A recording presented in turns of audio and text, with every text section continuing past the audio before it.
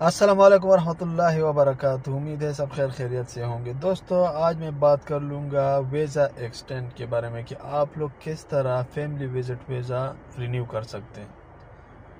ابشر سے فی الحال یہ بالکل بند ہے، آپ لوگ نہیں کر سکتے، تو اس کے لیے آپ لوگ نزدیک بارڈر میں جائے، وہاں سے آپ لوگ اس کو ایکسٹینڈ کر سکتے ہو۔ میں خود جدہ میں ہوں، میرا خود فیملی میرے ساتھ ادھر ہے، تو میرا 4 جولائی کو وہ ایکسپائر ہونے والا ہے، ٹھیک ہے۔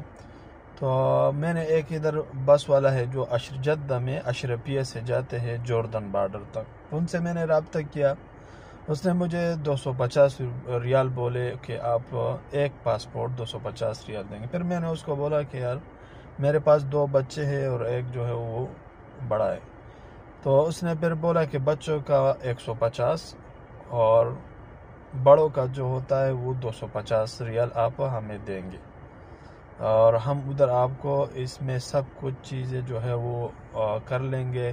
اس میں ادھر ٹیکسی بھی ہوتا ہے بارڈر پر، تو اگر آپ لوگ جدہ میں رہتے ہو میں آپ لوگوں کو نمبر دوں گا، آپ لوگ اس پہ رابطہ کریں، اشرفیہ میں بھی ہے، عزیزیہ میں بھی ہے، آپ لوگ آسانی سے ادھر جا سکتے ہو۔ لیکن ایک بات ہے کہ یہ جو پیپر آپ لوگ دیکھتے ہیں اس میں میرا جو ٹائم ہے وہ ویلڈ ہے، یعنی دسمبر تک میرے پاس اس پیپر میں ٹائم ہے ویزے میں۔